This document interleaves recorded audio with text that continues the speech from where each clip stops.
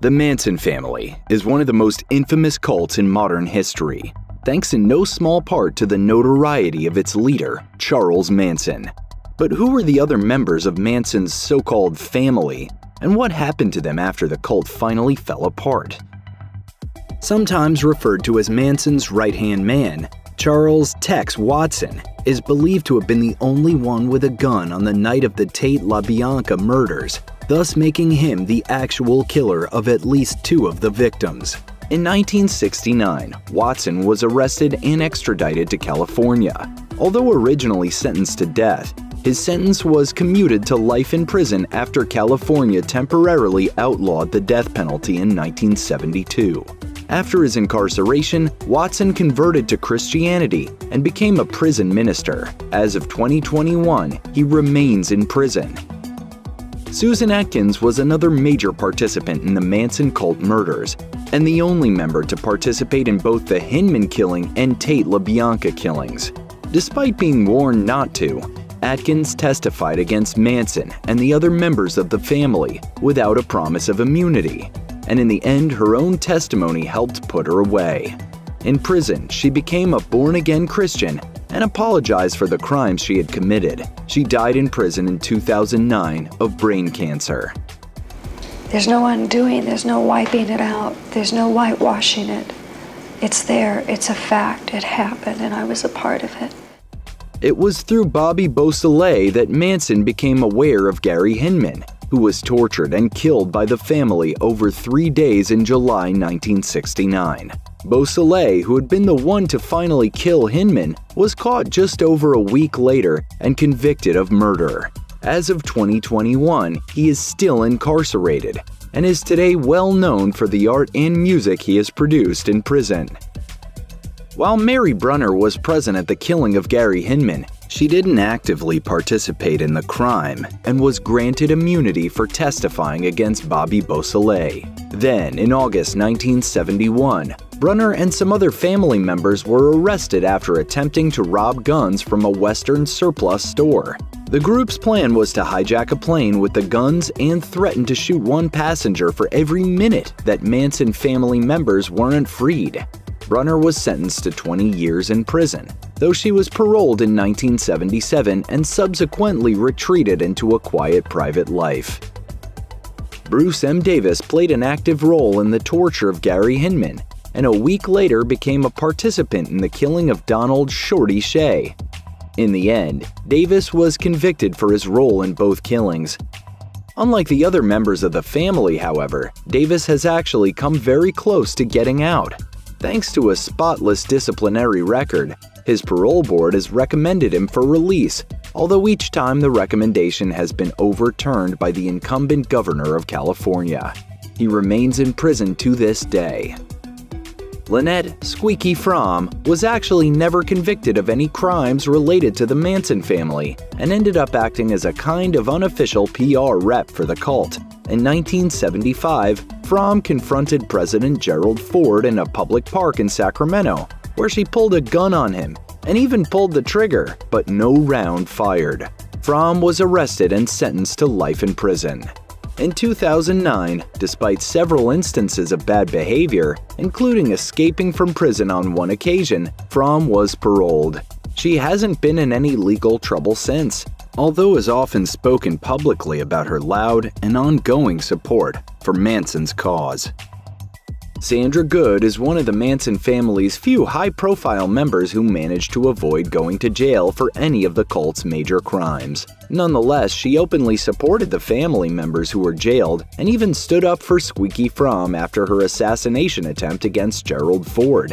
In 1975, Good and other family members were convicted of sending death threats through the mail to businesses she felt were harming the environment. She received a 15-year sentence, but only served a little less than 10. And then I refused to leave. I said, I don't want out until my people get a fair trial. They had to basically kick me out. Good continued to praise Manson after her release, but has generally kept her head down otherwise. While Stephen Grogan wasn't involved in the Hinman or LaBianca murders, he directly participated in the killing of Donald Shea. Later, Grogan cooperated with the authorities, even drawing them a map to Shay's body, and was released from prison in 1988. He has kept out of trouble ever since.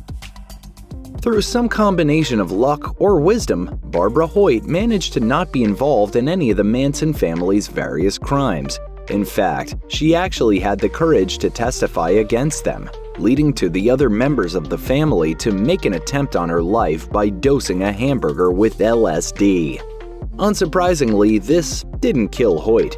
She survived the attempt on her life, testified, and lived quietly as a nurse until she died in 2017. Linda Kasabian was only part of the family for about a month, but her experiences during that time would prove crucial to the cases against Manson and his followers.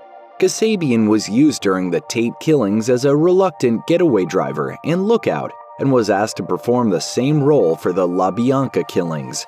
Manson actually hoped to commit another murder that night, but Kasabian intentionally knocked on the wrong door to stymie his plans. After that, Kasabian fled from the family with her daughter, reunited with her husband, and testified against Manson himself.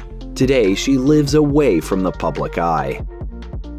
Like Barbara Hoyt and Linda Kasabian, Paul Watkins managed to get away from the Manson family without participating in any violence, and eventually testified against them too.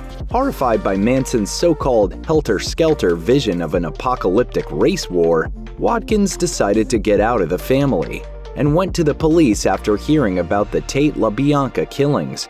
After suffering a mysterious attempt on his life, Watkins decided to testify in court. He later became a lecturer on cult psychology and substance abuse and died in 1990. The siege at David Koresh's Branch Davidian compound in Waco, Texas lasted for 51 days and showed the world just how badly the FBI could mess something up. And with Paramount's Waco now on Netflix, a new generation is learning about the tragedy. Here's why the siege was worse than you think. Every leader has to rise to power, but before David Koresh rose to become the leader of the Branch Davidians, it was George Roden who ruled the cult. According to the New York Times, Koresh wasn't especially fond of Roden, who he saw as squatting on his property, so he got a bunch of friends together and they invaded the sect commando style, dressed in camouflage military uniforms and carrying military-style weapons. There was a gun battle, Roden was shot in the hand, and Koresh was able to seize control of the cult. So how exactly does something like that happen without consequences?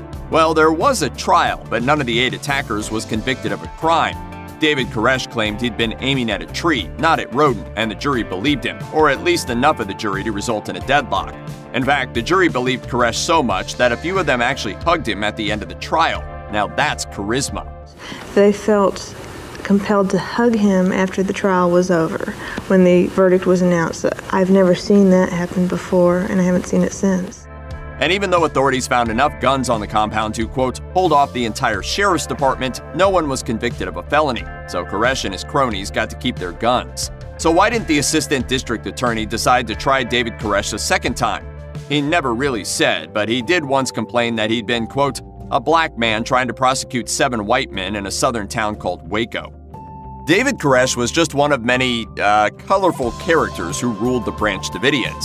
First, there was Victor Hatif, who established the Waco group in 1935. Then there was his wife Florence, who predicted that April 22, 1959 would mark the dawn of a new messianic age. When that doomsday didn't happen, the movement split into several factions, one of which was led by a man named Ben Roden. Ben was smart enough to tell everyone that Christ's return would depend on all of them being morally mature, which pretty much absolved him of the responsibility for being right about dates. When Ben Roden died, his wife Lois took over. When Lois died, her son George took over. In 1993, the Washington Post reported that one of the factors leading to the standoff between George Roden and David Koresh was the question of which one of them was able to successfully raise a 20-year-old corpse from the dead. Spoiler alert, neither one of them could. Even before that, George had been a less than upstanding citizen.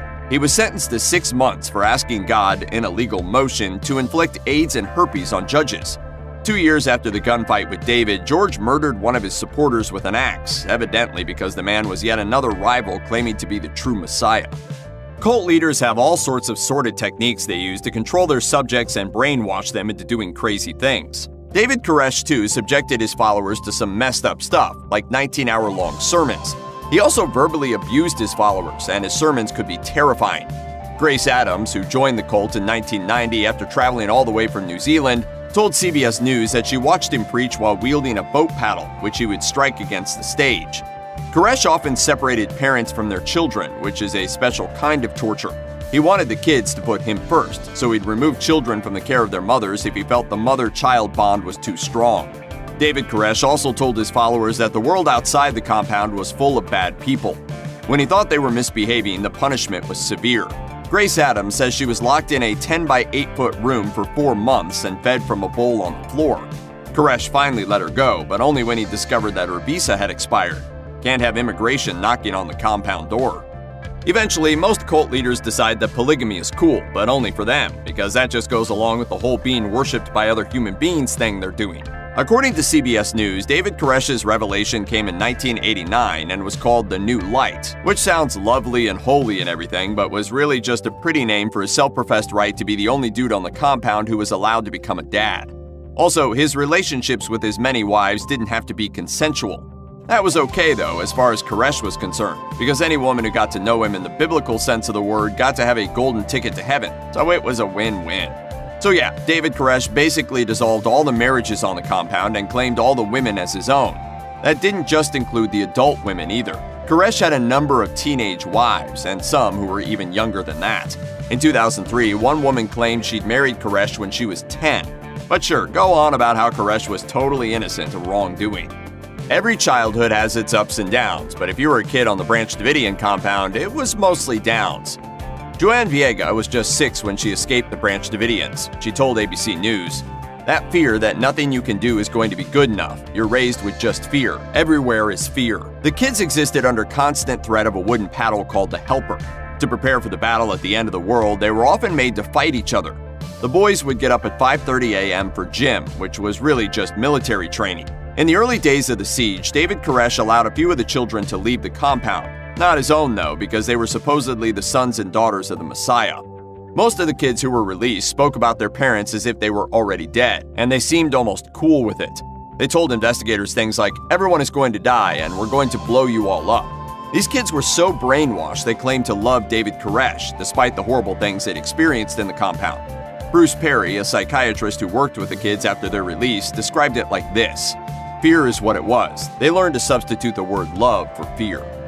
No matter who you blame, no matter which side you sympathize with, there's no question the government badly screwed up the Waco incident.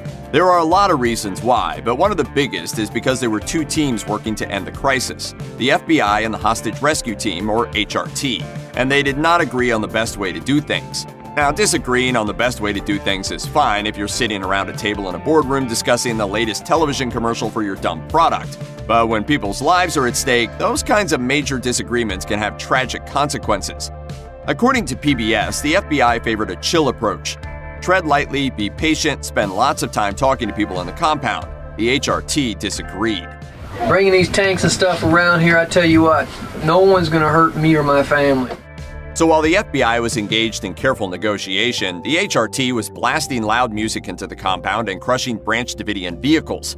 Which means negotiations came down to a battle of philosophies. Hey, if you come out, we'll treat you well, versus, hey, if you don't come out, we're going to drive you nuts with loud music and destroy all your stuff. With those kinds of mixed messages, it's not shocking that the Davidians were confused and desperate and not really willing to negotiate with either team. I mean, these HRT guys, what makes grown men act like that? One of the many things there's still a lot of disagreement about is who is at fault for the fire that ultimately ended the standoff and killed 75 people. According to ABC News, the survivors still say the FBI was responsible for the fires. A congressional investigation decided otherwise. There were bugs inside the compound that captured the Branch Davidians saying things like, "Start the fire," and David said, "Pour it," right? It supposedly being fuel for the fire. So that does kind of seem like a smoking gun. And aerial footage shows 3 fires starting in simultaneous locations within the compound. Regardless of where and who set the fire, the results were catastrophic. David Koresh sent the children with several women to a bunker located on the bottom level of the compound, where they all perished.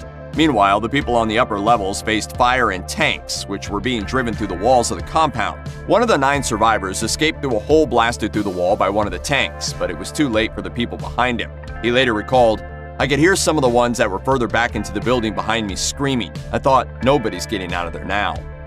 Of the 33 bodies found inside the bunker, 25 were children. A medical examiner told Frontline in 1995, most of them had died as a result of smoke inhalation or suffocation. A couple of them had died as a result of blunt trauma due to collapsing debris, but there were at least 3 kids who had been shot to death, and 1 was stabbed to death. Outside the bunker, people also died from smoke inhalation, but a few had much easier deaths, including David Koresh himself and his right-hand man, Steve Schneider. Both men were found inside the compound's communication room. Koresh died from a gunshot wound to the forehead, Schneider from a gunshot wound to the mouth. No one is really sure who shot who. Gunfire was heard coming from inside the compound during the fire, and this is where there's still a lot of disagreement. Federal agents claim that the Davidians were killing each other, either to avoid the horror of dying in a fire or because David Koresh had ordered the killing of those who tried to escape. Survivors still vehemently deny that either one of those scenarios is true, which basically just means that we're never going to know exactly what happened. A lot of people were left broken after the events of Waco. The kids who escaped the compound before its tragic conclusion grew up with the scars of everything they'd experienced while they were inside, and those who knew the victims didn't exactly move on either.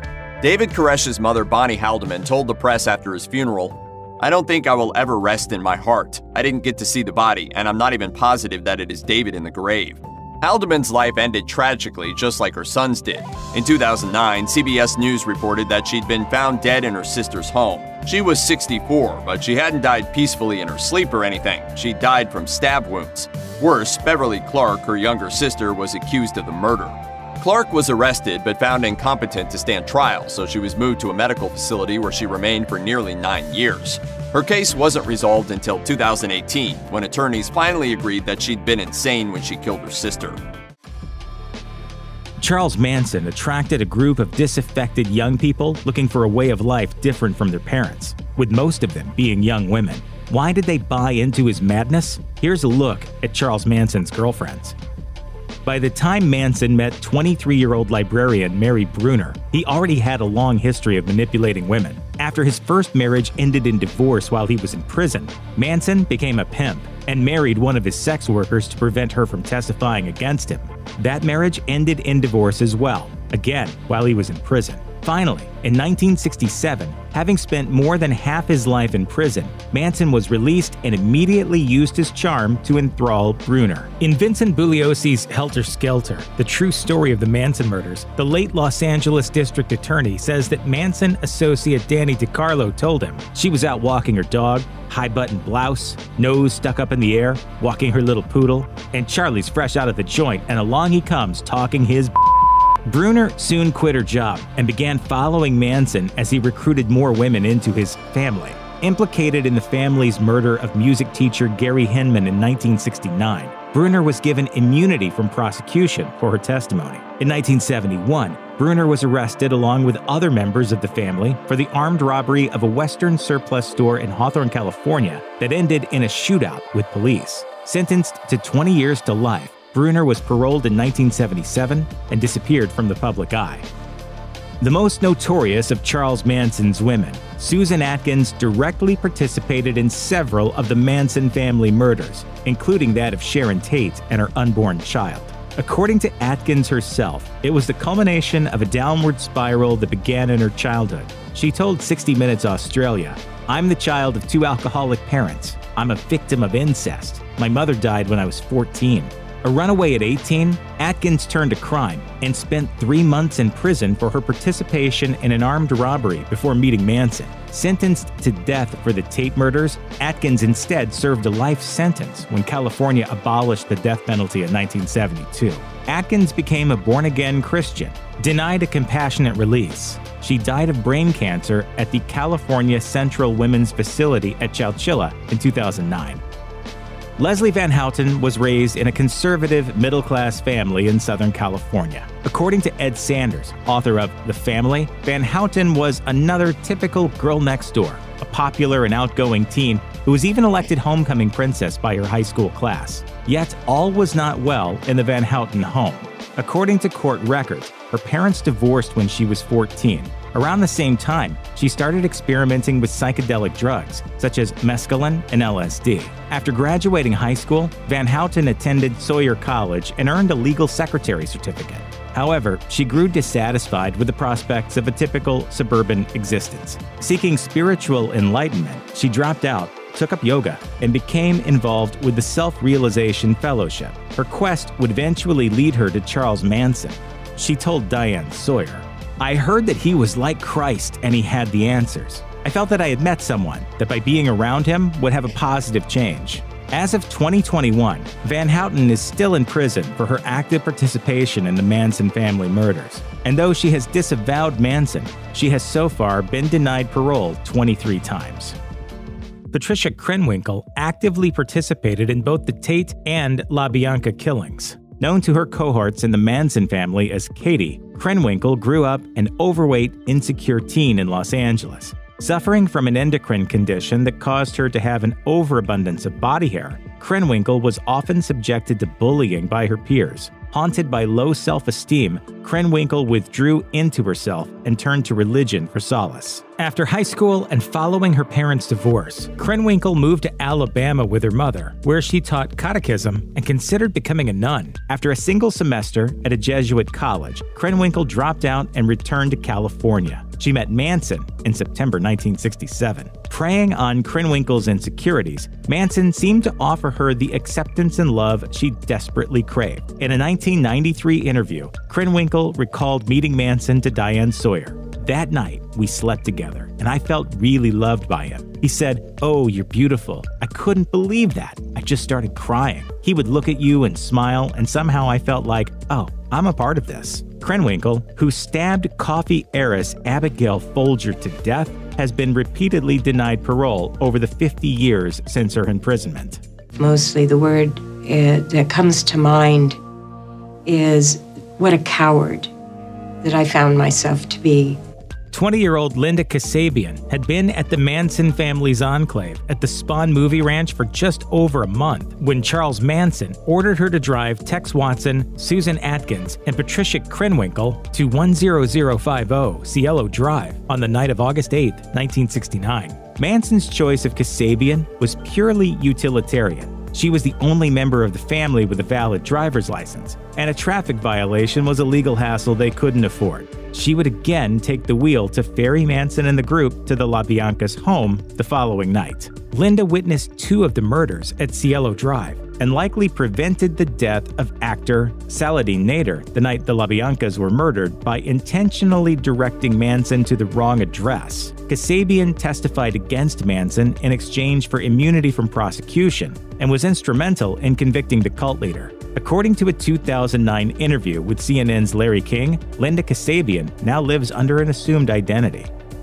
At 28, Catherine Scher was the oldest female member of the family and Charles Manson's primary recruiter. According to former Los Angeles District Attorney Vincent Bugliosi, author of Helter Skelter, Scher was an ardent Manson devotee and a skilled liar who improbably attempted to implicate Linda Kasabian as the mastermind of the Tate LaBianca murders. Scher, who has spoken publicly and often about her role in the Manson family, also had the most unusual background of any of Manson's women. Born in Paris, France in 1942, her father was a Hungarian violinist and her mother was a German Jewish refugee. At the height of World War II, Scher's parents, both active members of the French underground, committed suicide. Scher was placed in an orphanage and adopted by an American couple at age 8. A talented musician, Scher was a virtuoso violinist from childhood and possessed a powerful singing voice. In 1965, she recorded a single titled Ain't It Babe for Autumn Records under the stage name Charity Shane.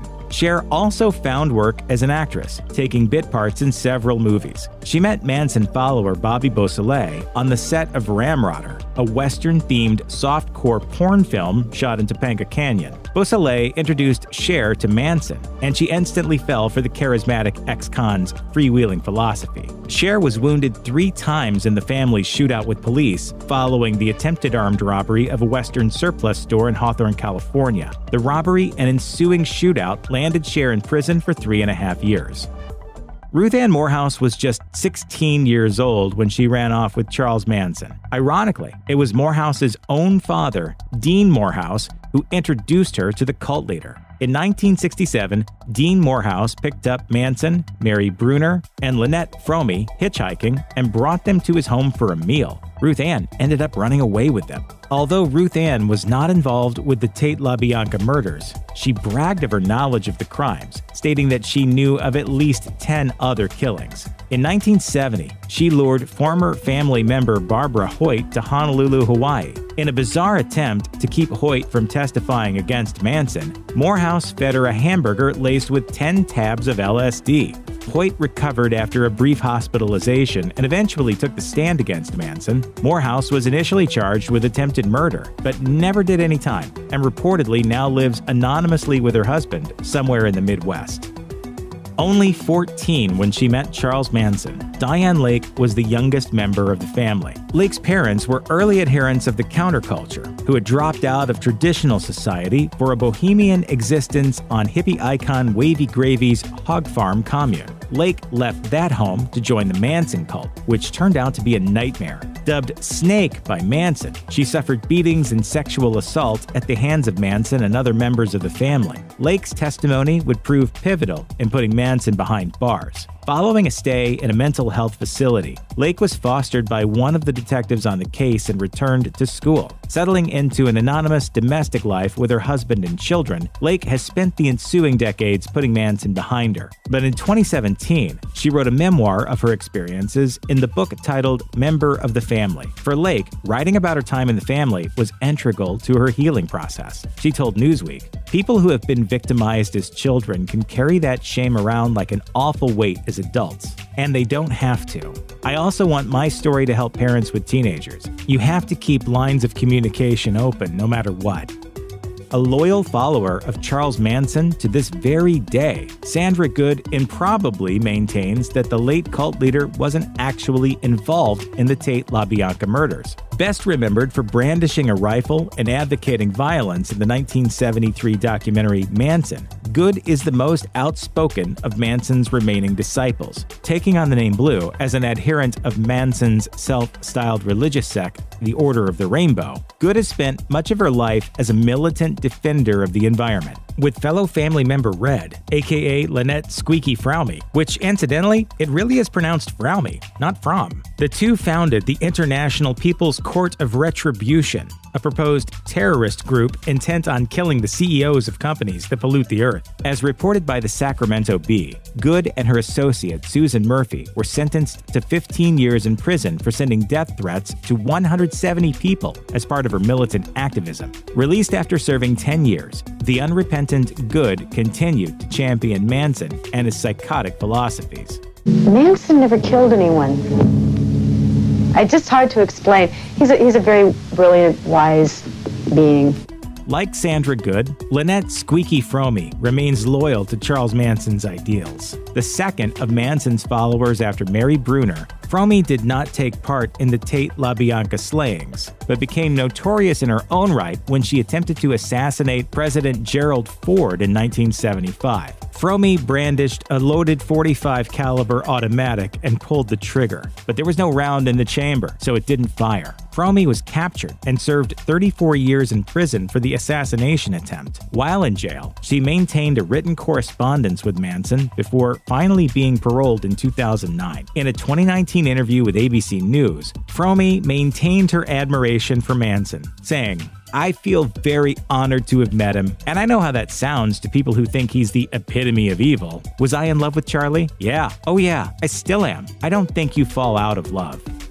The last young woman to fall under Charles Manson's spell was Afton Burton. Renamed Star by the imprisoned cult leader, Burton nearly married Manson in 2014. Burton, 26 at the time of her engagement to the 80-year-old Manson, became infatuated with the notorious criminal at age 17. Fascinated by Manson's militant pro-ecology philosophies, Burton saved her earnings from working in a retirement home kitchen to move from Illinois to Corcoran, California to be closer to Manson, whom she would spend hours visiting in jail. I've got half a brain that I can see that he is the one that knows what's going on. Although a marriage license was issued for the couple in November 2014, the relationship ended when Manson was placed in solitary confinement. Some sources maintain that Manson declined to marry Burton when he learned that she planned to profit from displaying his corpse. Either way, they never married prior to his death in 2017. As tragic as the murders of Sharon Tate and her friends were, they have come to overshadow the Manson family's next night of terror. It was the murder of Lino and Rosemary LaBianca that plunged Los Angeles into fear and paranoia. This is the messed up truth of the LaBianca murders.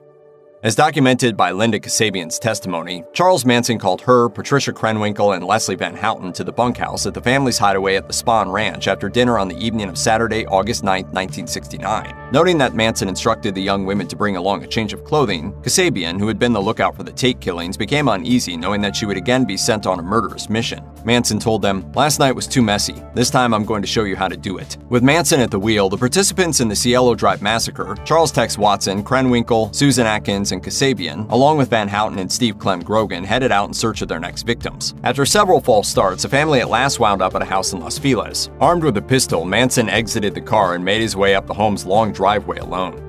One of the Manson family's favorite pastimes was an activity they called creepy crawling. Family members would enter a home under the cover of night and silently creep and crawl from room to room, rearranging the sleeping occupants' possessions. During Manson's trial, Deputy District Attorney Vincent Bugliosi surmised that the creepy crawls were merely dress rehearsals for murder. In the early morning hours of Sunday, August 10, 1969, Manson slipped into the home of Lino and Rosemary LaBianca to survey the scene. According to Charles Tex Watson's memoir, Will You Die For Me?, Manson returned to the car moments later and summoned Watson to come with him. Rousing Lino LaBianca from his sleep, Manson held a gun on the grocery store president, assuring him that he wasn't going to be harmed. Manson stated he was after money and nothing else. Watson bound LaBianca's hands behind his back while Manson went to the bedroom to retrieve Rosemary. Further assuring the frightened couple that they wouldn't be hurt, Manson left the house with Rosemary LaBianca's wallet. Moments later, Patricia Krenwinkel and Leslie Van Houten entered the LaBianca home with orders to kill.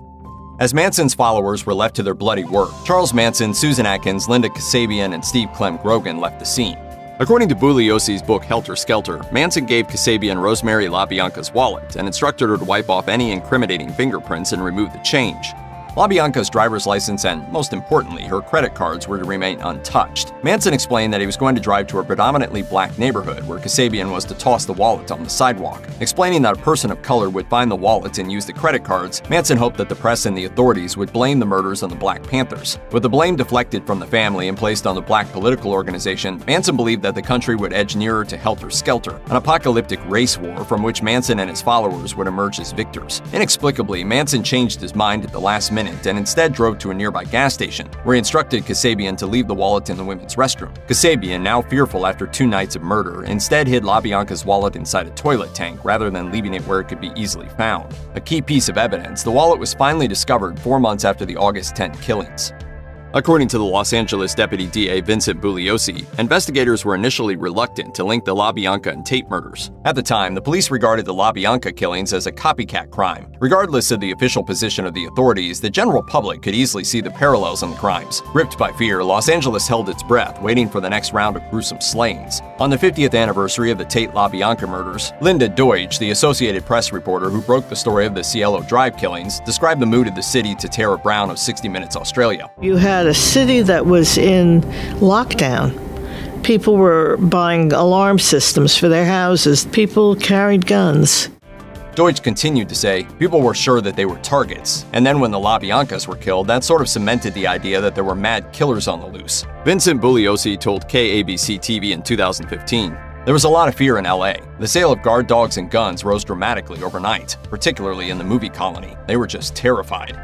On August 16, 1969, authorities raided Spahn Ranch and arrested Manson and 25 family members. Charged with auto theft, Manson was released when it was discovered that the arrest warrant had been misdated. As documented in Helter Skelter, Susan Atkins, jailed at the Sybil Brand Institute after being implicated in the earlier murder of music teacher Gary Hinman, leaked details of the Tate-LaBianca crimes to fellow inmates, who in turn alerted authorities. Charged with murder, Manson, Tex Watson, Atkins, Patricia Krenwinkel, and Leslie Van Houten were sentenced to death. In exchange for immunity, Linda Kasabian became became a witness for the prosecution. Her testimony was instrumental in convicting Manson and his followers. As reported by Rolling Stone, Steve Grogan was sentenced to life imprisonment for the family's murder of ranch hand Donald Shorty Shea. Paroled in 1985, Grogan is the only one of the killers who's been released from prison.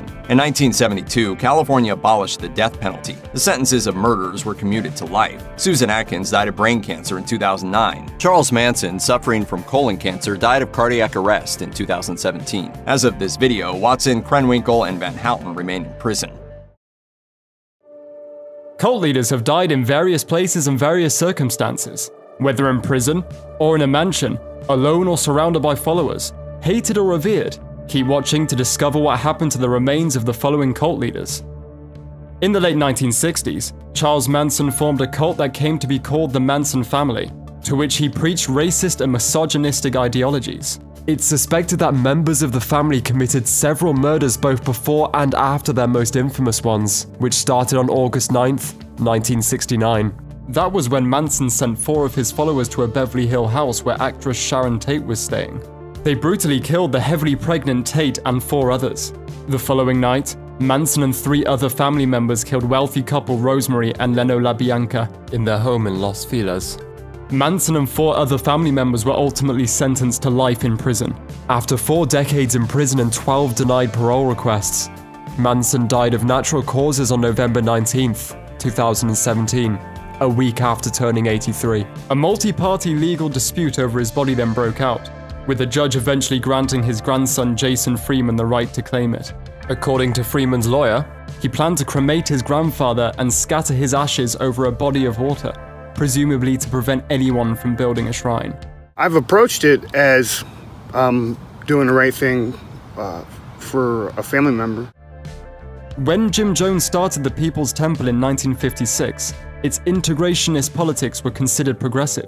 But by 1977, Jones's motivations had become increasingly self-serving. Paranoid about outside interference, he relocated about 1,000 of his followers in a remote settlement in Guyana that they named Jonestown. On November 18th, 1978, after members of the temple shot and killed several visiting investigators, Jones ordered his followers to poison themselves, starting with the children. Anyone who ran or refused was shot, or possibly injected with poison. In total, 918 people died. Guyana refused to bury the bodies on the site, so the American military undertook a massive operation to transport them to Delaware's Dover Air Force Base. For various reasons, 410 of the bodies were never claimed. Ultimately, the owner of Evergreen Cemetery in Oakland, California, offered to bury the unclaimed dead in his cemetery. 5 more victims were buried there in 2014, after their remains were discovered in an abandoned Delaware mortuary. But Jones didn't share the same fate as his followers. He died at Jonestown from a bullet wound, and he was cremated in New Jersey. His ashes were then scattered over the Atlantic Ocean. When Evergreen dedicated several plaques listing all the names of the Jonestown victims in 2011, they controversially included Jones. One half of the duo that founded Astrology Apocalypse suicide cult Heaven's Gate, Bonnie Nettles, didn't live to see the tragic event the group is now most famous for. Born in Houston, Texas, in 1927, Nettles was raised as a Baptist but developed an interest in tarot cards, astrology, fortune-telling, reincarnation, and karma. She also believed that she could talk to the dead through seances, in particular, that she could communicate with the 19th century monk she called Brother Francis. Dissatisfied with her marriage, and at odds with the people around her, in 1972, Nettles found a platonic spiritual connection with her son's drama teacher, Marshall Applewhite. The following year, they began traveling the country, gradually recruiting new members to their nascent religion. They connected themselves to prophecies in the Book of Revelation, mixing in references to other spiritual beliefs. Their followers were told that they must mentally and physically prepare to abandon their earthly existence, so that they could be ready and worthy of the time when a UFO would beam them up into heaven. Nettles didn't live to see the climactic moment. Having lost an eye to cancer in 1983, she died from liver cancer in 1985. Her ashes were scattered over White Rock Lake in Dallas, Texas. Like most cult leaders, Heaven's Gate's Marshall Applewhite and Bonnie Nettles controlled their followers through restrictions. They were told to surrender earthly desires. No sex or drugs, only certain foods, and no belongings not shared by the group. Everyone was given 6 minutes and a gallon of water to wash. Even the diameters of pancakes were standardized. Despite this control, after Nettles' death in 1985, Applewhite struggled to lead Heaven's Gate alone. as he felt pressure to come up with the promised ascension to the next level. In 1995, astronomers announced the discovery of a comet Hale-Bopp. The Heaven's Gate members decided that the UFO that would collect them was following the comet, and they planned to send themselves to meet it. Over 3 days in March 1997, when the comet passed closest to Earth, the cult members filmed goodbye messages, dressed in black with black and white Nike Decade sneakers, and took their own lives. Applewhite died in the third group. On March 29, 3 days after the bodies were discovered, his sister reportedly planned to bury him next to their father in San Antonio. However, his ashes were ultimately scattered. Your only chance to evacuate is to leave with us. Around 1990, David Koresh took over a Christian sect called the Branch Davidians. He preached of an imminent apocalypse, and the cult started stockpiling weapons and running military drills, aiming to become a so-called army of God.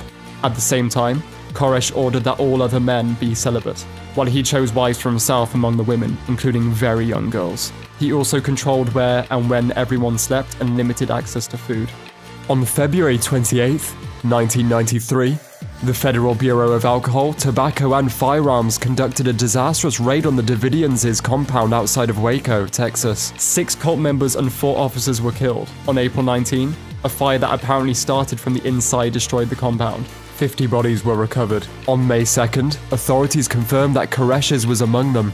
They reported that he likely died from a gunshot wound, not from the fire, although it's not clear who inflicted it. A month later, Koresh was buried in Memorial Park Cemetery in Tyler, Texas, at a private funeral. The grave was originally unmarked, but at some point a small marker was added.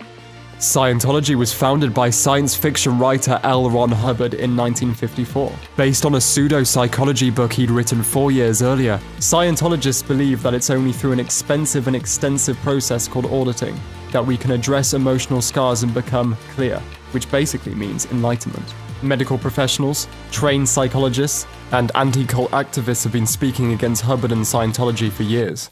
In the 60s, Scientology was banned in Australia after an investigation deemed it a threat to the community.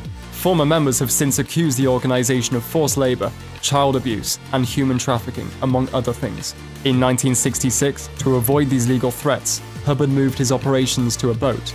After 1980, he disappeared from the public eye. On January 24, 1986, representatives of the organization reported his death to authorities in San Luis Obispo, County, California. According to his Scientologist doctor, he died from a stroke. He had left a request that his body not be autopsied. So despite the mysterious circumstances, the coroner wasn't able to do a thorough assessment of the body. A spokesman for Scientology claimed that Hubbard's ashes were scattered at sea. The story of Bhagwan Sri Rajneesh and his meditation cult spans the globe. But for Rajneesh, it started and ended in the commune in Pune, India, where he first built a following. He founded his religion in 1970, attracting followers with meditations that involved screaming, laughing hysterically, dancing, fighting, and orgies. The Indian authorities weren't overjoyed by the sudden influx of promiscuous, red-robed foreigners that Rajneesh attracted. In 1981, looking to expand but blocked from doing so in India, Rajneesh and 2,000 of his followers moved to Antelope, Oregon, which had a population of just 40. Antelope locals were even less keen on the Rajneeshes than the Indian authorities, especially once they'd built an enormous compound and started carrying out military drills.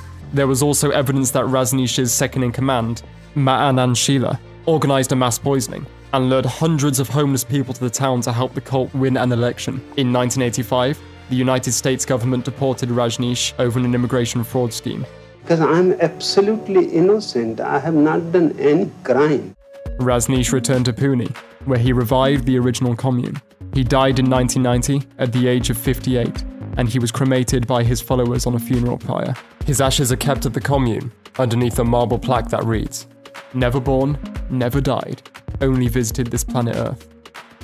The Unification Church sees itself as a Christian sect, but it rejects a pretty important aspect of Christianity. The cult celebrates its founder, Reverend Sun Myung Moon, as the true Messiah, instead of Jesus Christ. Moon founded the cult in 1954 in Korea after claiming that Jesus had visited him in a vision in the 1930s and told him to continue his work. Moon claimed that his mission was to unite every religion, hence the name Unification. The followers who joined became known as the Moonies, after the man they referred to as father.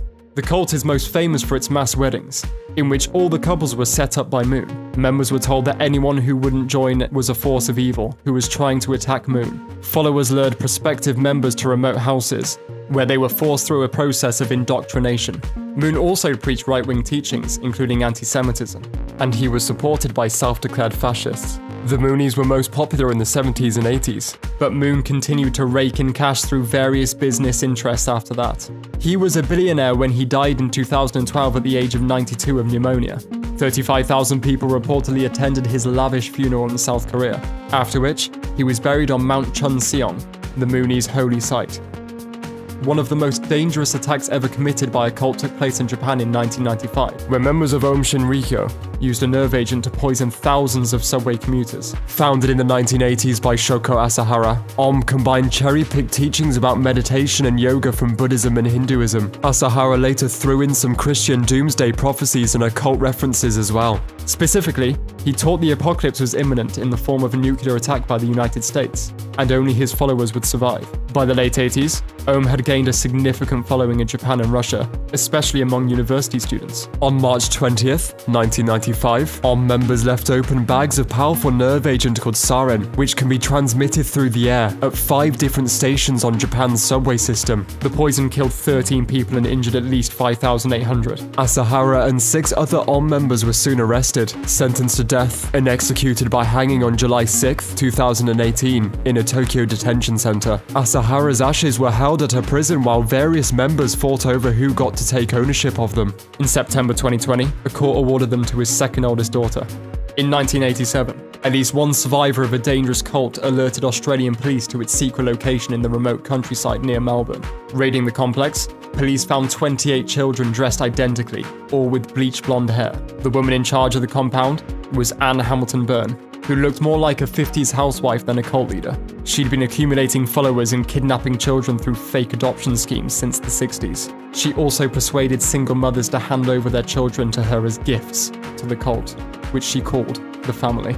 Her teachings included bits of Eastern mythology, doomsday prophecies, racist ideologies, and herself as the female reincarnation of Jesus. Hamilton Byrne reportedly maintained control over the adults and children through an unpredictable blend of emotional manipulation and furious discipline. The children were beaten, starved, and drugged with hallucinogens. Hamilton Byrne and her husband were eventually tracked down and arrested in New York. They were never charged with child abuse.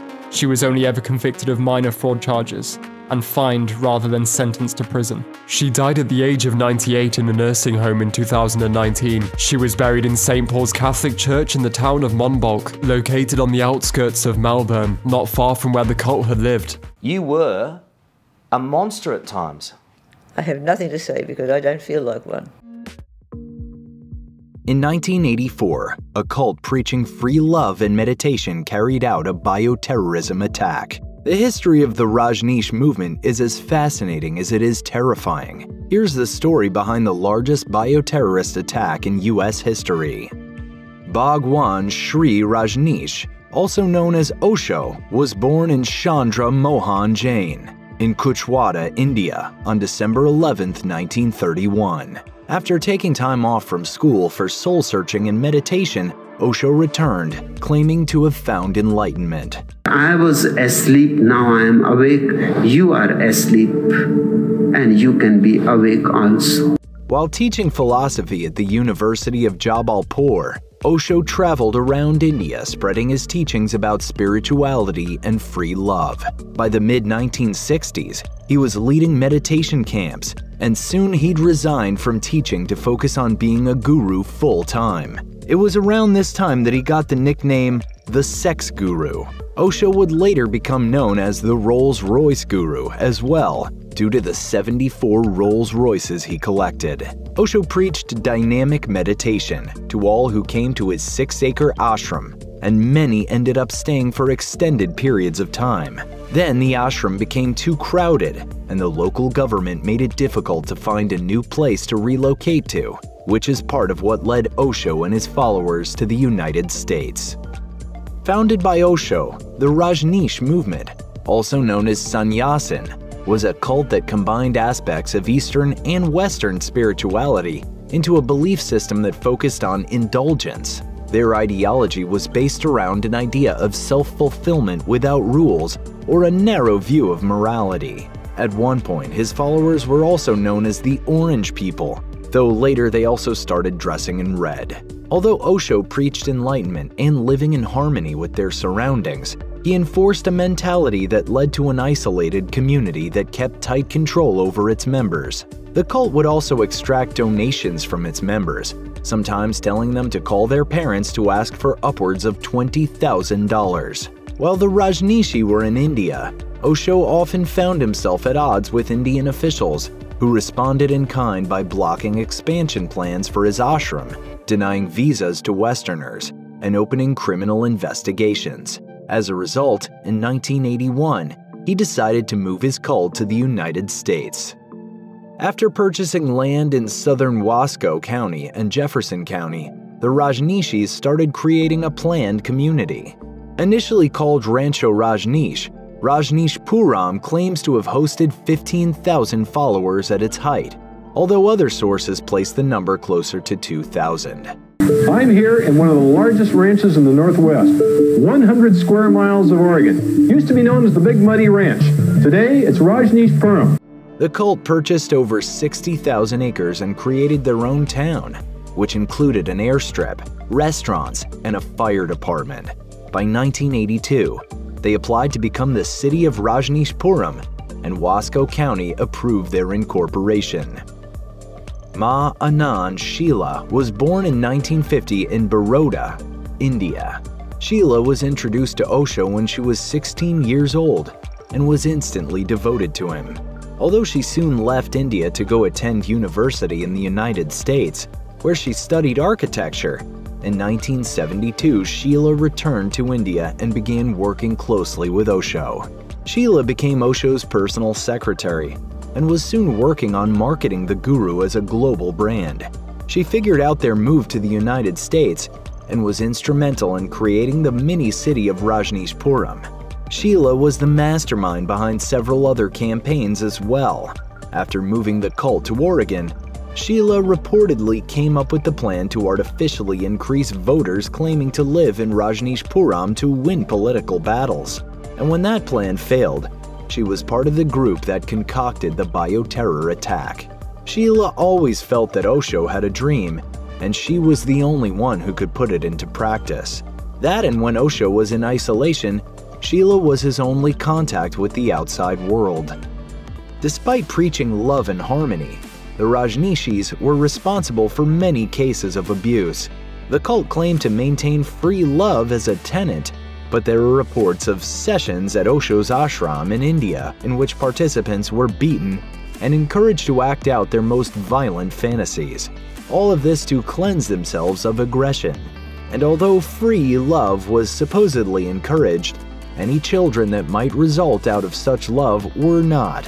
If a woman got pregnant at the Pune ashram in India or Rajneeshpuram in Oregon, she was given a choice. She could agree to have an abortion or leave the property. There were no children born in Oregon to Rajneesh cult members during the height of its influence. Sterilization was also encouraged for women and was considered mandatory for Osho's top woman officials. Before long, the Rajneeshis had encroached upon the neighboring town of Antelope, and by February 1983, they had won control of the Antelope City Council. Soon after, they changed the name of the town to Rajneesh and raised property taxes to drive the remaining residents out. In the summer of 1984, the cult realized that the only way to get the building permits that they wanted was to take over Wasco County. They would have to replace at least 2 out of the 3 sitting commissioners, which would prove difficult considering that the Rajneeshis accounted for less than 10% of the county's population. So they came up with a 2-step plan. They would increase the population of their cities, and they would incapacitate and suppress turnout among those who might vote against them. Initially, the cult encouraged non-resident sannyasins and sympathizers to move to the city and register to vote in Wasco County. When they realized that their population numbers were still too low, the Rajneeshis came up with the Share a Home program, where they targeted homeless people and bussed them into Rajneeshpuram. In the summer of 1984, homeless people were bussed into Rajneeshpuram by the hundreds as part of the Share a Home program. It's estimated that upwards of 3,000 homeless people were brought to Rajneeshpuram. The Rajneesh public relations person claimed that the purpose of the program was to share with some people who have been less fortunate than we have. However, there was an incredibly deliberate motive behind the Rajneeshis' actions. Everyone who was brought into Rajneeshpuram was expected to register to vote, and then vote for the cult's favored candidate. However, the cult hadn't considered the fact that many of the homeless people that they brought to Rajneeshpuram also suffered from untreated mental illnesses. Fights often broke out, and to regain control, they injected the tranquilizer Haldol into beer kegs and served the tainted alcohol to the homeless.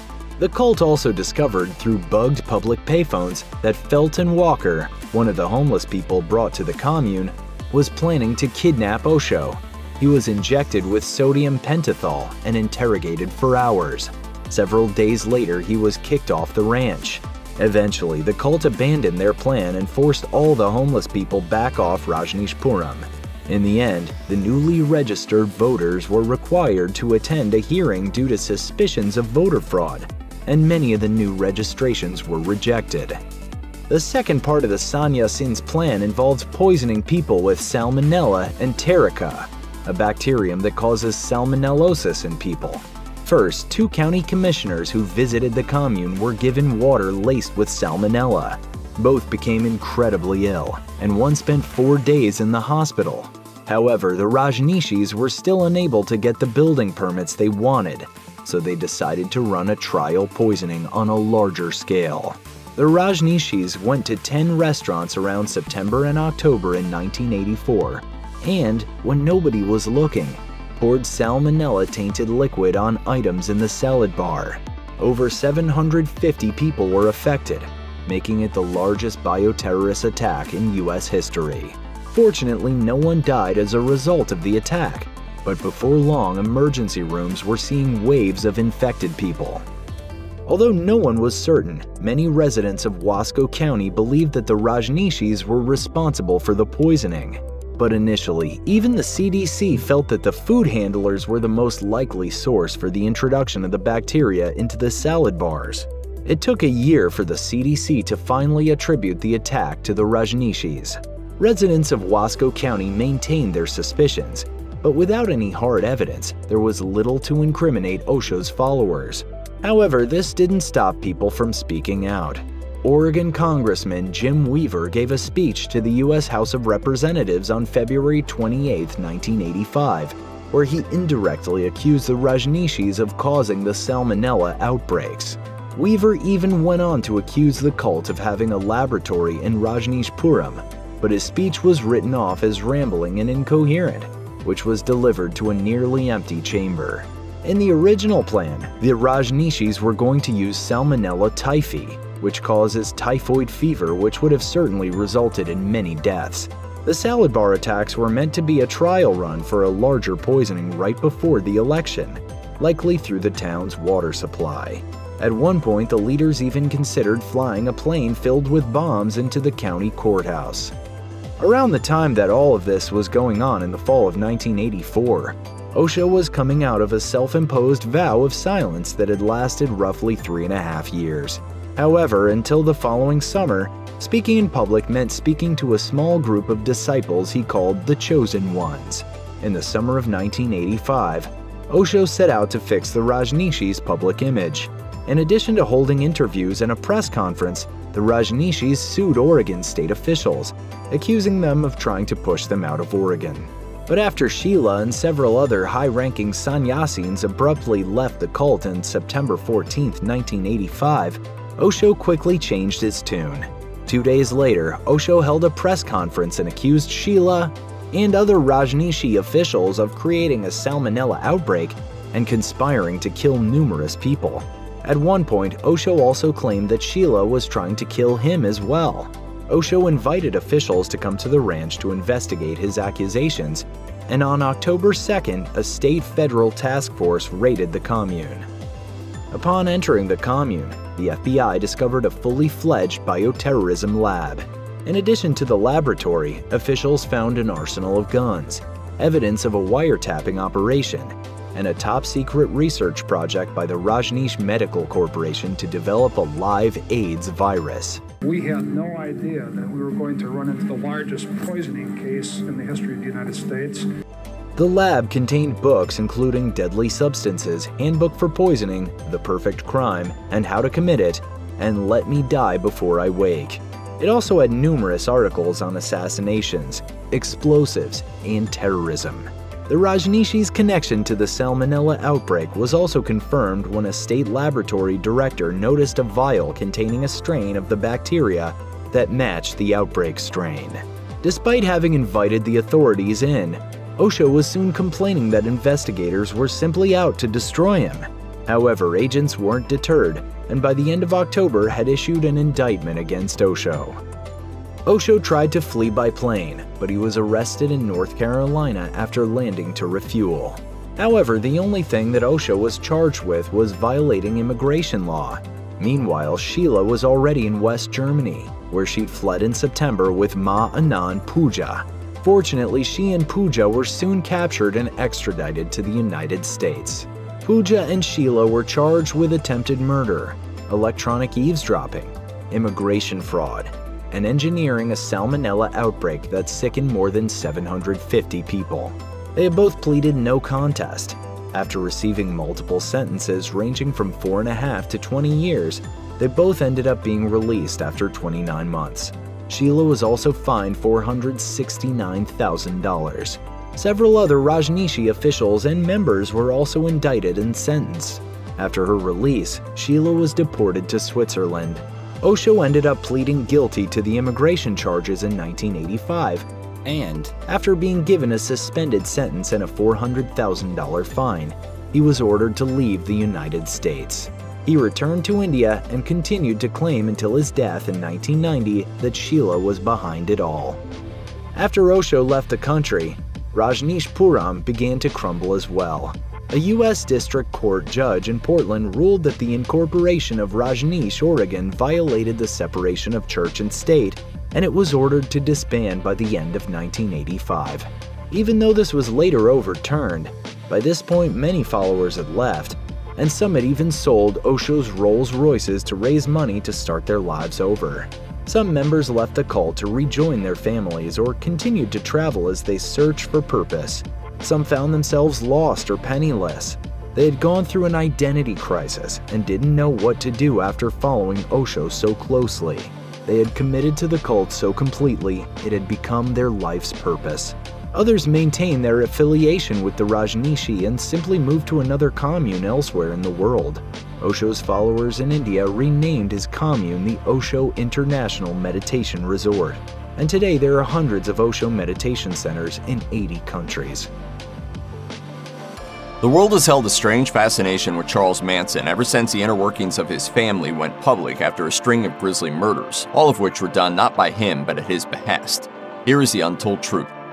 It's human nature to want to know why something happened, especially when it's something this horrible. For years, people have looked for explanations in the early life of the man whose birth certificate listed him as no-name Maddox, son of a 16-year-old girl who refused to name the father. According to the Los Angeles Times, the story of Charles Manson's mother, Kathleen, was that she would leave him with relatives for weeks at a time and was a heavy drinker and robber who spent 5 years in state prison. When she was released, she and Manson traveled the country with a series of men he called his uncles, until he ended up in a string of reform schools where he claimed to have suffered unthinkable abuse. That's the accepted story, but when Jeff Gwynne was given access to family documents and members for his book, Manson, The Life and Times of Charles Manson, he says he found something else. He says the stories, including Manson's tale about his mother's attempts to sell him for a pitcher of beer, were largely false. Gwynne says Manson's mother loved him unconditionally and tried to keep him in school. You probably already know that Helter Skelter was found written on the LaBianca's fridge in blood, though misspelled, and you've probably heard about Charles Manson's obsession with the Beatles. The whole story is ridiculously complicated, and Rolling Stone says Manson wasn't just obsessed with Helter Skelter, but the entire White Album. Manson believed the album was an ode to a coming race war that would destroy the country with its epic proportions. During the trial, Manson and his followers claimed they had interpreted the White Album with the help of the Book of Revelation, and it was especially powerful because it came on the heels of Magical Mystery Tour, which Manson believed documented his own hippie trip. Manson assigned most of the songs an apocalyptic meaning. Rocky Raccoon was a clear racial slur. Blackbird was a fight against the establishment and a call for revolution, and Piggies was mocking the establishment. In case you're not intimately familiar with the White Album, there are two other songs that don't need much in the way of explanation, Revolution 1 and Revolution 9. The Beatles have each individually expressed their horror at Manson's interpretation of the album, and George Harrison even condemned him for giving the scruffy, long-haired hippie look a bad connotation. It was John Lennon who put it best though, simply saying, "He's barmy." Charles Manson preached Helter Skelter was coming, and when he said it, he meant it in a very literal sense. He, and in turn his followers, believed Helter Skelter was the name of a race war that would rip the country apart. The Miami Herald says he claimed white people would fight on two fronts, against each other and against black people. That schism would be the deciding factor, and Manson preached that only he and his followers would be safe during the revolution. They were destined to retreat to Death Valley and live in an underground compound until he was sought out by the champions of Helter Skelter. That was, Manson said, destined to be black people who would need to find a new ruler. You can probably guess who he thought that was going to be. He and his family were to be installed as the new leaders in a post-war world, and it was happening soon. He thought the Beatles were the harbingers of the end of days, and that meant it was time to find the bottomless pit where he and his select few would wait out the war. When the war didn't start, he decided to accelerate the schedule a bit by sending his followers out to start killing. Where on earth did Charles Manson get the basis for any of this? It was all rooted in his interpretation of the book of Revelation. If you're not familiar with chapter 9 of Revelation, that's the part of the Bible about opening the pit of the abyss, fire and brimstone, the horses of the apocalypse, and the reign of Abaddon, angel of the abyss. It's heavy stuff, whether you're a believer or not. Manson believed he was the fifth angel who held the keys to the abyss, and that he would unlock it to literally unleash hell on the world. He interpreted the entire section of the Bible to reflect his world, and of course, he was at the center of it. The locusts foretold to swarm the earth were the Beatles. The fire and brimstone was their music. The so-called armies of horsemen were motorcycle gangs, and the abyss itself was in Death Valley. All that was left was for him to unlock the abyss and bring about the end of days. Anyone who's asked to come up with a list of the most inoffensive groups in music history would almost certainly include the Beach Boys. But weirdly, in addition to their connection to Surf, Sand, and Kokomo, they're also connected to Charles Manson. Specifically, it's drummer Dennis Wilson who had the Manson connection, and it started when, according to the Washington Post, Wilson picked up a few hitchhikers. They were part of Manson's family and made introductions that led to Wilson crashing with the family to enjoy some girls and even more drugs. Manson even taught him how to play a bit of guitar. Wilson was already riding high on fame, and the Manson clan moved in with him, until a vicious STD made orgies not as much fun anymore, and Wilson apparently footed the bill to get everyone cleaned up. Wilson made the mistake of offering to help Manson with his dream of becoming a serious musician, but perhaps unsurprisingly, Manson didn't take well to the criticism that came with actually recording his music, and they parted ways. Charles Manson relentlessly insisted there was more to his relationship with the Beach Boys, though. He claimed Dennis Wilson took one of his songs, turned it into Never Learn Not to Love, and didn't even give him a writing credit. Manson repeated the claim in the documentary Truth and Lies, The Family Manson, and added at the time that he was so insanely angry about it he went as far as leaving a bullet on Wilson's bed. There was no violence, though, as Manson was holding out hope Wilson would introduce him to producer Terry Melcher. It was a hope that would eventually lead to murder. It wasn't the only time Manson would claim the Beach Boys stole his music, either. Rolling Stone says Manson also swore he originally wrote In My Room as In My Cell, but the claim is absolutely impossible. Any manipulative killer achieves a certain amount of notoriety, but part of the reason Charles Manson's name is still high profile is because of victim Sharon Tate. The wife of Roman Polanski and an up-and-coming actress, she ultimately met her horrible end because they had picked the wrong house. After meeting up with Dennis Wilson and being promised a hookup to producer Terry Melcher, Manson continued to hold out hope his music career was going to take off. When it didn't, the BBC says Manson targeted Melcher and sent his loyal followers out to kill everyone they found in the producer's home. He had since moved out, and Polanski had moved in with his wife. Polanski was in Europe when 4 Manson family members broke into the house and started killing. Tate, who was due to give birth in a matter of days, died, along with friends Jay Sebring, Wojciech Frykowski, and Abigail Folger. No one would expect Charles Manson to be an angel behind bars, but according to the Los Angeles Times, he'd amassed somewhere around 100 rules violations by the beginning of 2017. What exactly does that mean? The violations included things like bizarre outbursts and behavior, throwing hot coffee on prison staff, starting fights, trying to start a flood, and trying to start fires. He was caught several times with drugs, illegal cell phones, weapons, including a hacksaw blade, and catalogs that led staff to believe he was trying to order hot air balloons in a completely insane plan to escape. His figurative middle finger to law enforcement started at his trial when he stood up, assumed the pose of Christ on the cross, and refused to sit down. Along the way, Charles Manson coined the term ATWA. It stood for air, trees, water, animals, and it was at the heart of the spiel he used to lure in some of the hippiest of hippies, even into the 21st century. It's no secret Manson had a weird way with the ladies. Afton Burton, who went by Star, the name Manson gave her, called herself Manson's wife and claimed everything about Helter Skelter, the murders, and the race war was absolute bunk. Instead, her Manson was a crusader for the preservation of everything that existed on the planet, ATWA. She told CNN, "Charlie never believed in something called Helter Skelter. He never thought any of that stuff. That's ridiculous. That's crazy. The only thing that he's trying to manipulate people into doing is planting trees and cleaning up the earth. He genuinely cares about that. He's nice to everyone. I've never seen him try to be manipulative. I've never seen any of that." Somehow I've got half a brain that I can see that he is the one. She wasn't the only one who followed him because of ATWA. CNN reported he continued to gain followers like Burton, who flocked to his idea of ATWA for years after he was tried, convicted, and imprisoned. Charles Manson will have been gone for decades before his figure stops being larger than life. When Eric Hedegaard interviewed him for Rolling Stone, Hedegaard also talked to Burton about what Manson was really like, behind the crazy. Burton said that 4 times a year she was allowed to send Manson a care package. And what did someone like Manson really hope to find when he opened that package? His favorites were pretty mundane. He loved sunflower seeds, pumpkin seeds, roasted peanuts, vegetable soup mix, crackers, cough drops, tea, and protein bars, along with socks, tank tops, and shorts. She also included guitar strings because playing the guitar remained one of his favorite hobbies. Charles Manson's delusions of grandeur didn't stop at claims he was going to be the head of a new world order. He had also convinced his followers he was Jesus. All he'd needed to do was to hint at the possibility, and his followers did the rest when they elevated him to a position of near divinity.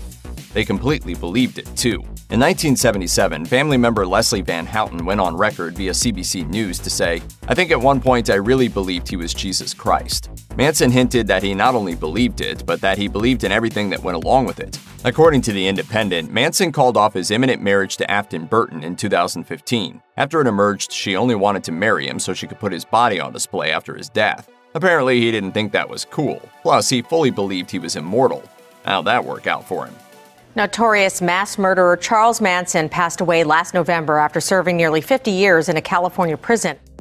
At a glance, not much good came from Charles Manson's insane reign of terror. The Washington Post says there's a silver lining, though, and people can thank Sharon Tate's mother and sisters for it. After Tate's gruesome death, Mother Doris Tate appeared at family member Charles Watson's parole hearing, and she spoke. She was heard, too, and her words were the first victim impact statement in the state. Tate's family campaigned tirelessly for what became the Victims' Bill of Rights in California that ultimately led to all states passing laws allowing victims to speak out during trials and parole hearings. Later, Tate's sisters Patty and Deborah took up the crusade to fight for victims' rights and to keep Manson and his family behind bars.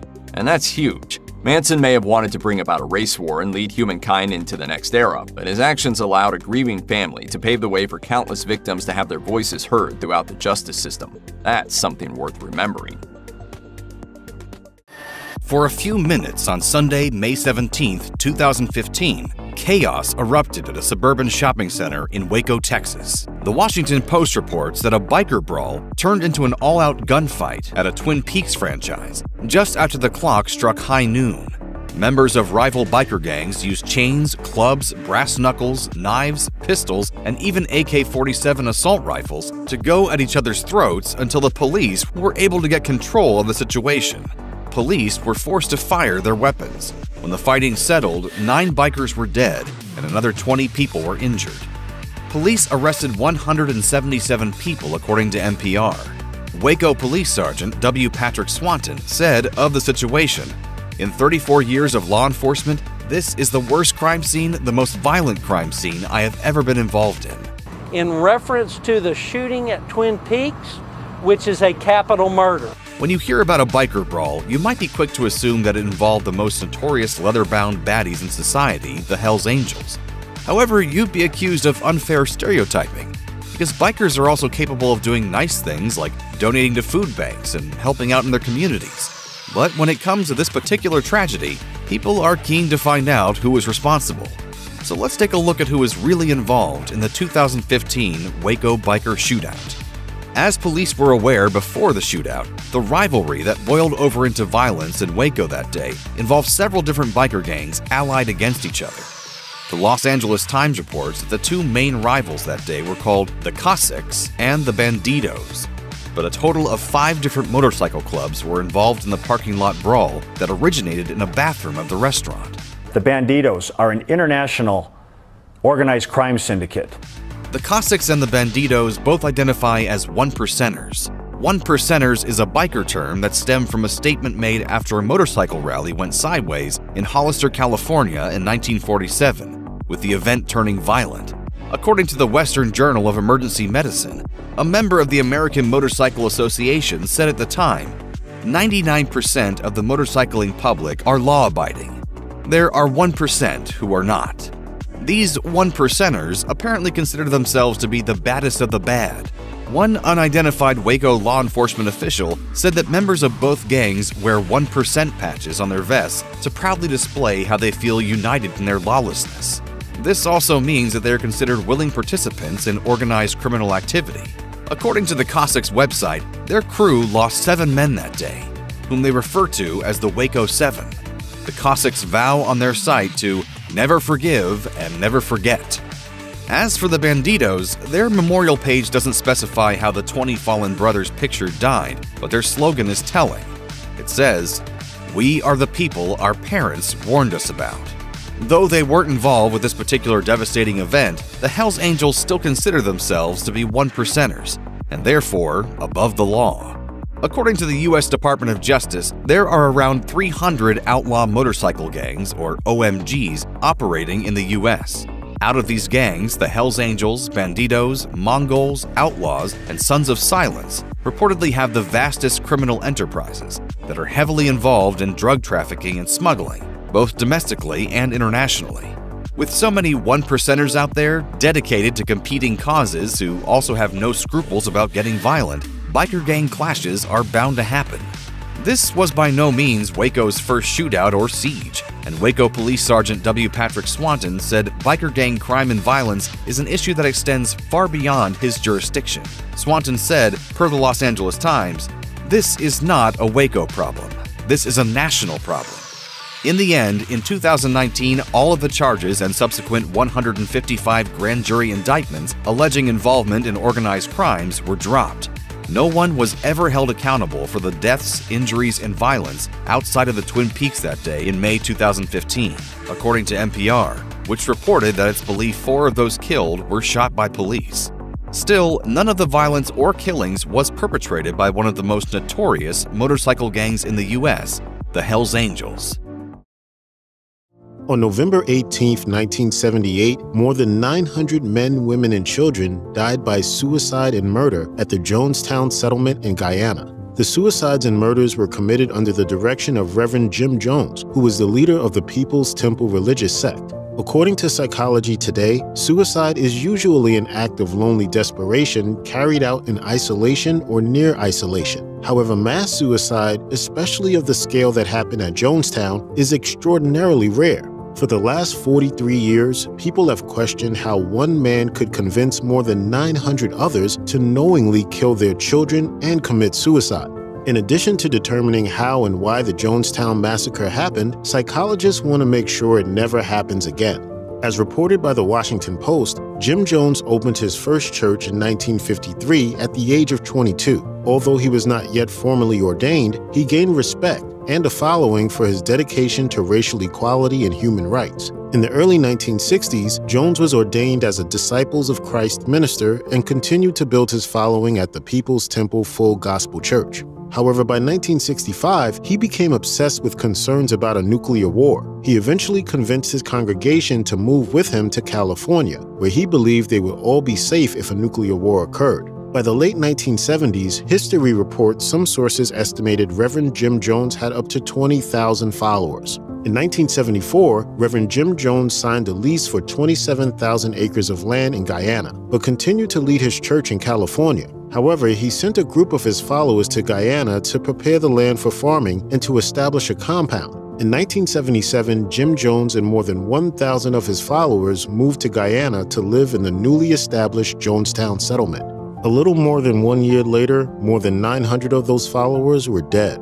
History reports the Jonestown Massacre was prompted by Congressman Leo Ryan visiting the compound. Amid reports of ongoing abuse, the congressman traveled to the compound to check the welfare of its residents. During the visit, several members asked the congressman to help them leave.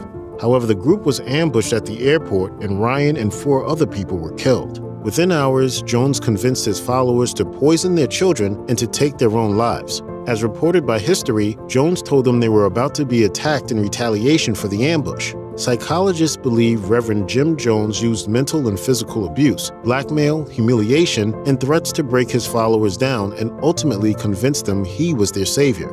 Those who weren't convinced were simply too frightened to leave. As reported by Psychology Today, Jones routinely forced his followers to sign blank power of attorney forms and false confessions to crimes, including child molestation, to prove their loyalty to him and the church. As reported by Psychology Today, Jones also used degradation and humiliation to exert control over his followers. Although couples were prohibited from having sex with each other, they were forced to have sex with Jones or other members while their spouses were made to watch. He also humiliated his followers by making them strip naked and criticizing their bodies in front of others. Psychology Today also reports Reverend Jones used abuse and humiliation to weaken his followers' willpower.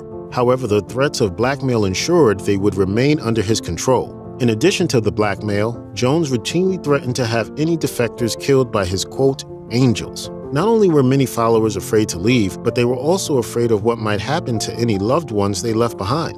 Psychology Today reported that Jonestown became a Twilight Zone reality in which people pretended to be enjoying a utopian existence while living in constant fear for their lives. I've been here a few days and I have absolutely no complaints at all. It is really nice here.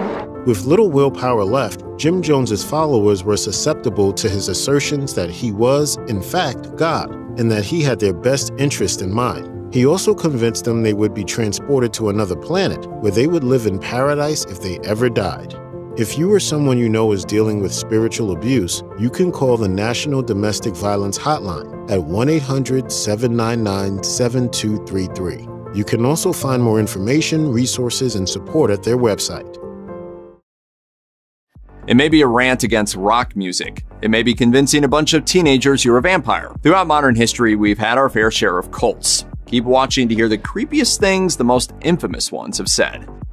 Church Universal and Triumphant is one of several groups that believe in the I Am, which is the godlike higher aspect of all people. Religious teachings from all around the world are incorporated into their beliefs, but the main goal for their members is to purify themselves for what they call ascension. The church was founded by Mark Prophet, but it was his wife and successor Elizabeth Clare Prophet who reorganized it into what it is today. She claimed to be able to receive messages from the masters, past humans who spiritually transformed into non-corporeal beings, and prophesized major disasters throughout the 1980s. These prophecies prompted church members to build bomb shelters in preparation for doomsday. Although the church persists to this day, they may be best known for a recording released in 1984 called Dedication to the Tackling of the Beast and the Dragon. As detailed by Vice, the track was included in a collection called The Sounds of American Doomsday Cults and has since been sampled by many musicians. In this rapid, almost incomprehensible rant, Elizabeth Clare Prophet calls upon the I Am presence and references the God Flame, Jesus, and Buddha. She then ends the recording with an odd condemnation, saying, "I have come to you this evening to begin a spiral ongoing of challenging the cause and core of rock music, the great anti-freedom force of the planet." One of the most infamous events in the history of cults is the Jonestown Massacre. As noted by Rolling Stone, Jonestown was the largest number of American civilian deaths in a non-natural event before 9/11. The People's Temple was a popular radical religious congregation in the 1970s with political sway and thousands of members. However, faith healer Jim Jones perverted these popular ideals for his own ends, and as his power grew, so did his paranoia. By 1977, he had moved his most devout followers to Jonestown, an agricultural settlement in Guyana, South America. Essentially ruling as the commune's dictator, everything came to a head for Jones when U.S. Congressman Leo Ryan attempted to check in on Jonestown. Ryan was murdered at the airstrip when some of the temple members attempted to return with him to the United States. Jones then ordered the forced suicide of everyone in his organization. Over 900 individuals of all ages were killed, some by drinking cyanide on Jones's command, others by shooting. Jones's final speech to his followers was recorded. In the speech, he persuades the crowd that they had been betrayed and their children were going to be taken. Rather than accept their fate, he tells them they should all die together. We didn't commit suicide. We committed an act of revolutionary suicide protesting the conditions of an inhumane world. While it is often referred to as a mass suicide, it can also be considered long premeditated murder. According to People magazine, Jones required everyone to participate in late-night mock suicide drills called White Nights, in which Jones would make members drink from a mixture they thought contained poison. During the mass killing, armed guards prevented members from leaving, and evidence was later collected that some members were poisoned by force. One of the turning points in how the public views the controversial religious organization Scientology came in 2008, when a recruitment video surfaced starring actor and devout follower Tom Cruise. In the bizarre footage, Cruise whispers intensely and laughs maniacally while talking about a future where everyone on the planet is a Scientologist. He speaks in typical Scientology jargon, referring to Scientology founder and pulp sci-fi writer L. Ron Hubbard as LRH. He also talks about how to confront and defeat SPs, or suppressive persons who don't believe in Scientology. The Mission Impossible theme loops behind the entire interview. We can rehabilitate criminals. Way to happiness, we can bring peace and unite cultures. The footage was shown in Scientology churches for believers, but it was never supposed to reach the public. As noted on Tony Ortega's authoritative website about all things Scientology, the leaked video was disastrous for Tom Cruise. From his wild claims about the abilities of Scientologists to his dream that non-Scientologists would someday only exist in history books, Cruise's statements only served to make himself and Scientology look out of touch with reality. The Church of Scientology did everything it could to have the footage removed from the internet, which also backfired, leading to its ongoing feud with internet anti-censorship activists. The video of Cruise remains online. The Heaven's Gate initiation tapes were titled Planet Earth About to be Recycled, and it showcased leader Marshall Applewhite explaining how our current civilization was about to end, and that a new humanity would emerge to replace us. Applewhite, making intense, direct eye contact with the camera, made numerous bold claims, including that his father was not human, and that science and religion may have more in common than we may have thought. We see fallen angels and space aliens as synonymous. Applewhite would further claim that he himself had been born in heaven, implying that the mind of Jesus Christ might be inside him at that very moment. In an elaborate doomsday prophecy, Applewhite explained that the only people who would survive must evacuate with his group. The real meaning of the word evacuation would be discovered on March 26, 1997. Applewhite convinced 38 of his followers to join him in drinking a lethal substance. They were told that this would allow them to leave their bodies behind and go through Heaven's Gate, where they believed a spaceship was waiting for them. This spaceship was believed to be hiding behind the newly discovered Hale-Bopp comet. The doomsday cult Om Shinrikyo, or Om Supreme Truth, was based originally on practicing yoga. Its leader, Shoko Asahara, preached a doctrine based on Buddhist and Hindu beliefs, but he was also an admirer of Adolf Hitler, claimed he could levitate, and believed he was the reincarnation of Jesus Christ. An advertisement of his 1989 book, Secrets of Developing Your Supernatural Powers, claims, training that doesn't lead to supernatural powers is hogwash. The Venerable Master will show you the secrets of his amazing mystic powers, seeing the future, reading people's minds, making your wishes come true, X-ray vision, levitation, trips on the fourth dimension, hearing the voice of God, etc. It will change your life. Asahara preached that the end times were coming and that it would come in the form of chemical attacks by the United States on the rest of the world. The group believed that, other than members of the cult, only 10% of the world population would survive. Om Shinrikyo is most famous for their deadly sarin attacks on the Tokyo subway in 1995. As reported on by Time magazine, members released the nerve gas during morning rush hour, resulting in 12 deaths and thousands of injuries. As reported by The Guardian, leader David Berg preached an ideology that was part evangelical Christian and part 60s free love. This took shape as the group called the Children of God, which was later rebranded as Family International. While they were known for their many idiosyncrasies, a practice referred to as flirty fishing made the group notorious. Female members were expected to flirt with potential new members as a means of recruitment, and it was only a small part of the culture of non-consent promoted within the group. Former members have since reported on the child abuse and sexual abuse within the cult. Along with flirty fishing, Berg's beliefs were published in many writings that he sent out to his followers, referred to as Mo letters. Many of these have been collected on a website maintained by former Children of God members. One publication by Berg stated his belief that the kingdom of heaven was hidden inside the moon. Many members of the public first became aware of Children of God through their bizarre but catchy songs and music videos. One of these is Kathy Don't Go, in which the singer urges Kathy not to go to the supermarket despite the sale on rice, because they will use their barcodes and price scanners to lead to total computer control.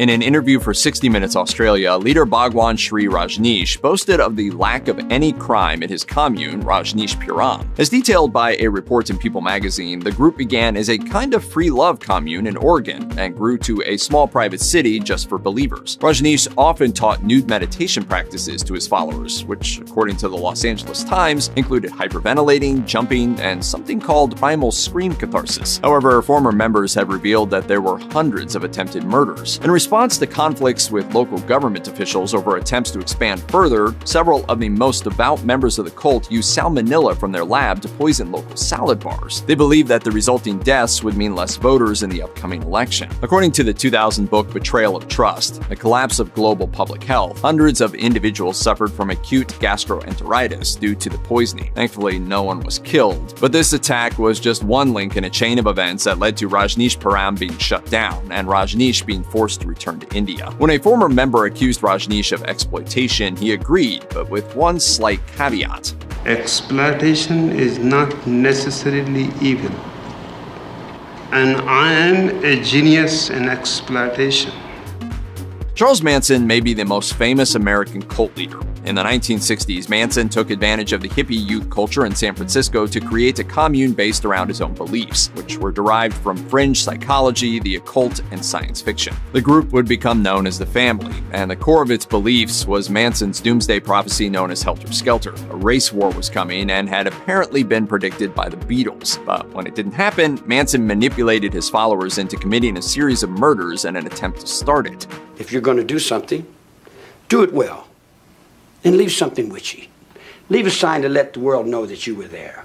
Even after his conviction, Manson continued to deny that he had ordered the murders or that he had any control over the family. In a 1993 interview, Manson, who had a tattoo of a swastika on his forehead, argued with Diane Sawyer about his involvement in the murder of actress Sharon Tate, saying, "If you are me and I am you, everything you do is for you is for me too." Manson then devolved into singing "I Am the Walrus."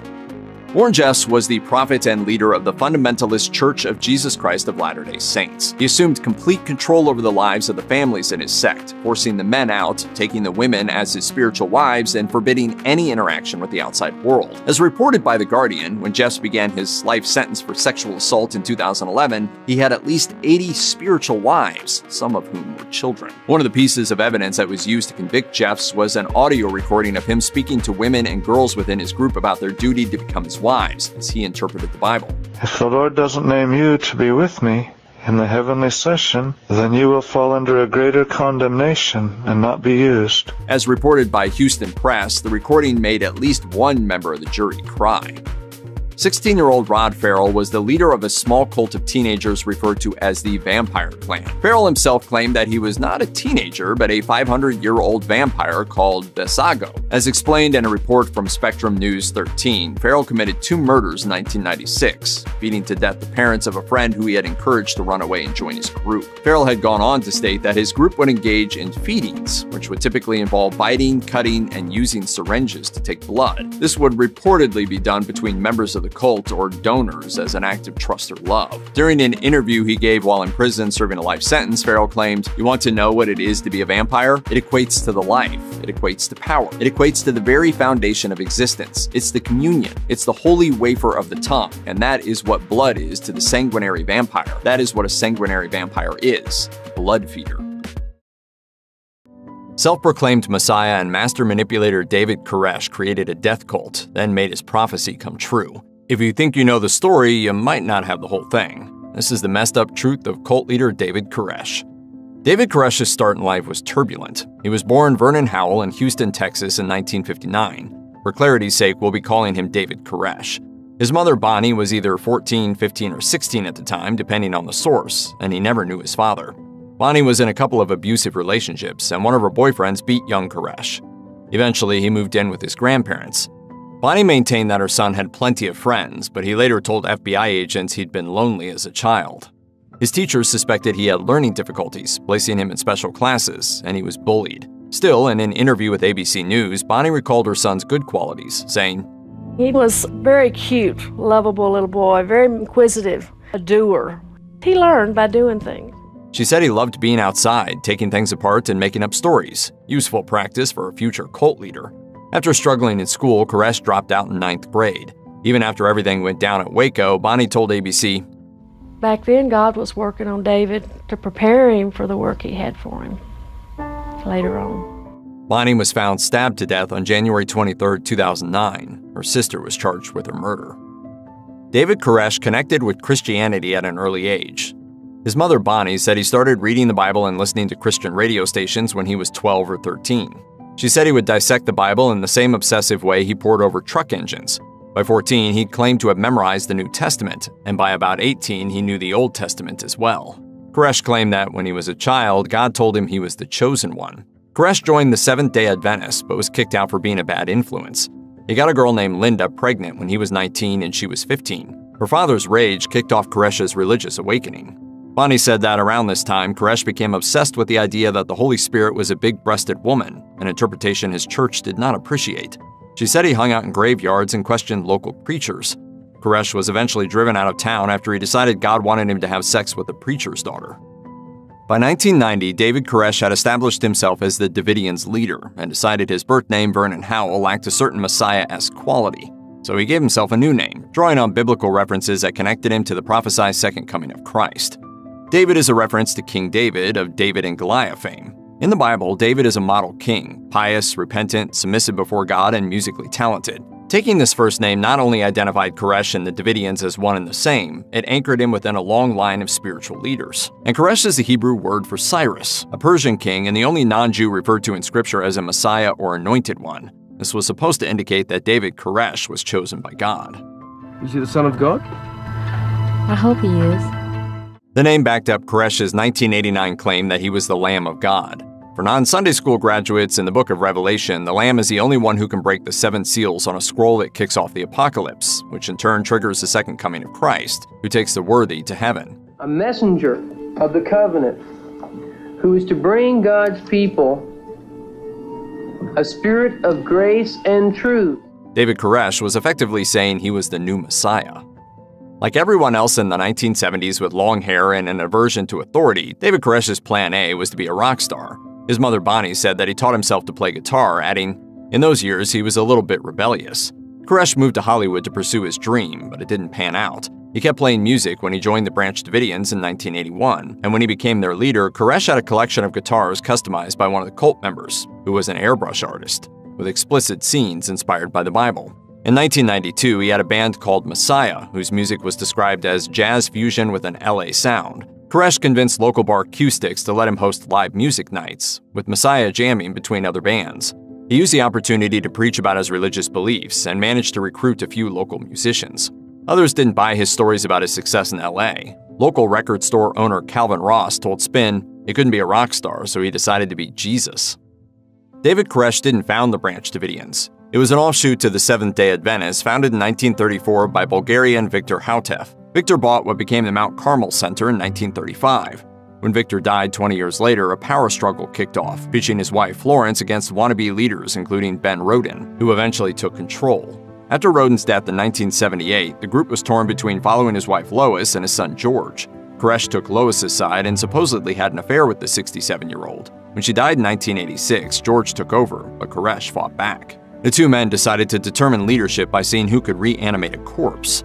George dug up a dead Davidian and laid the body on the altar.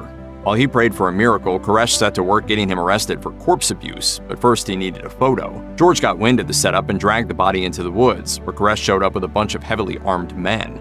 The inevitable confrontation came in the form of an hour-long machine gun battle, during which no one was actually hurt, but George pressed charges. He burned down our administration building, he raped my mother, and now he came out here and tried to kill me. Somehow, Koresh walked free, while George went to prison for 6 months. By the time he got out, Koresh was in full control. George ended up in a psychiatric institution for murdering a man he thought was sent after him by Koresh. Ironically, in 1987, Koresh wrote a song titled Madman in Waco about his former rival. If you're aware of the inner workings of certain controversial religious organizations, you know they don't appreciate being called cults. The Branch Davidians were the exception. Former Davidian Dana Okimoto told ABC News, "We knew it was a cult. We would joke about it all the time, like, yep, we're cult members." While the C word might give many people pause, Koresh saw it as another connection between himself and Christ. He pointed out that Jesus started with 12 guys following him around while he preached radical religious ideas, which could also be deemed a cult. Experts in cults and religions may beg to differ, however. Koresh made more distinctly un-Christ-like admissions. He called himself the sinful Messiah and claimed that only someone who sinned could fully relate to humans and lead them to redemption. The nickname came back to haunt him on February 27, 1993, when the Waco Tribune-Herald published an article with the headline "The Sinful Messiah," detailing abuse allegations from former cult members against Koresh. The ATF would raid the Davidian compound the following day. In 1989, David Koresh declared that all female Davidians were his spiritual wives. This included married women and preteen girls. All the other men were to be celibate and any marriages dissolved. I have separated couples. You have. You better believe I have. Koresh selected carnal wives who were expected to sleep with him whenever he wanted. He would then brag about his sexual experiences with them in front of everyone. Koresh wanted to start his own bloodline, and he fathered as many as 20 children. By the time of the raid, he had 10 to 15 carnal wives who were referred to as the House of David. It was supposed to be an honor. God would tell him which one. So God would be choosing them. So in essence, God chose me.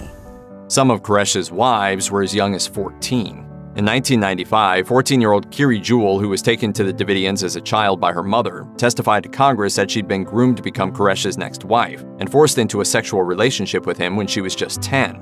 Her father, who was not a Davidian, eventually won custody of Jewel and took her away from Mount Carmel. He had uncommonly powerful capacities to manipulate people and instantaneously decay souls. Although David Koresh could be charming, he used psychological and physical abuse to keep his followers in line. The Mount Carmel Center's remote location helped. The compound was 13 miles from the city of Waco, which kept the inhabitants isolated. Koresh dictated every aspect of his followers' lives. He decided when and where people slept, when they could use the bathroom, what they read and watched, which jobs they did, and where they went. Women weren't allowed to wear jewelry or makeup. Everyone had to listen to him preach for hours on end. He also persuaded many members to give him their money and possessions.